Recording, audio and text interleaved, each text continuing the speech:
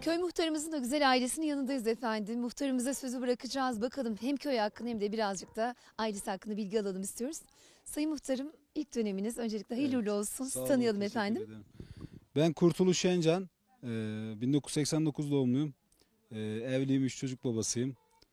600 nüfuslu bir köyümüz var.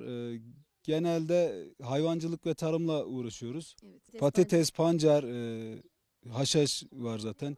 Hani mevsimlerde değiştiği için eski o rekolteleri tabii bulamıyoruz.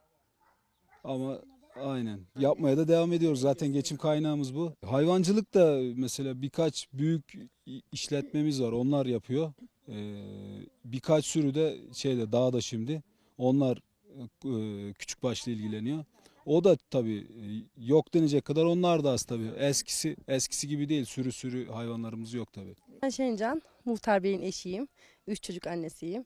Bir seneye yakın oldu Eskişehir'den taşınalı. Gelir gelmez de eşim muhtar oldu. Tabii şimdi kışlıklar da başladı. Biz kayısı reçeli yaptık, vişne kuruttuk, domates, biber toplayıp kışlık melemenliklerimizi yapıyoruz. Yani öyle çocukların sevdiği şeyleri genelde yapmaya çalışıyoruz.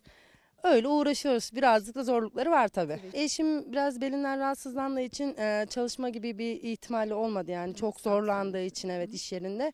Oradan çıkmak zorunda kaldı. Sonrasında da tabii tekrarında da yeni iş aniden bulamadığı için biz de köye geldik. Buranın hani havası açısından temiz hava bol.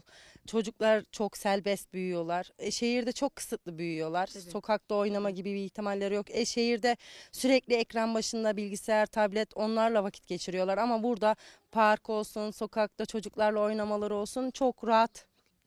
Efendim bu güzel aileye çok teşekkür ediyoruz. Misafirperverlikleri için ayrıca teşekkür ediyoruz. Kıymetli köy muhtarımız ve eşine de saygı ve sevgilerimi sunarak bu güzel köyü, Yeşilköy'ü sizlere aktarmak üzere yola çıkalım istiyoruz efendim.